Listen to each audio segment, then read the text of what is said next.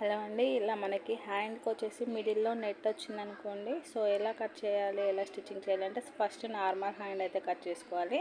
So normal hand అనేది cut చేసుకున్న తర్వాత ఇక్కడ నెక్ విడ్త్ అనేది ఎంత ఉందో చూసుకోవాలి. సో ఇక్కడ నెట్ విడ్త్ వచ్చేసి 1 ఇంచ్ ఉందండి. సో ఇలా ఫోల్డింగ్ మీద 1/2 ఇంచు. సో కింద 1/2 ఇంచ్ అనేది ఖర్చు కోసం వదిలేసి ఇలా మిడిల్లో ఇక్కడ వరకు అయితే కట్ చేసుకోవాలి. ఇలా ఓపెన్ చేసుకోవాలి. ఓపెన్ చేసుకొని చుట్టూరా 2 సైడ్స్ ఇలా ఎటు దటే ఫోల్డింగ్ చేసి స్టిచ్చింగ్ చేసుకోవాలి. ఇలా స్టిచ్చింగ్ చేసుకుంటే ఇలా డబ్బా షేప్ అయితే వచ్చింది కదా. ఫస్ట్ మనం ఈ లైనింగ్ను ఇలా మెయిన్ క్లాత్ పైన పెట్టేసి కరెక్ట్గా మనం రివర్స్ ఎలా తీసుకుంటామో సేమ్ యాస్టీస్ అలాగే కరెక్ట్గా సెట్ చేసుకోవాలి.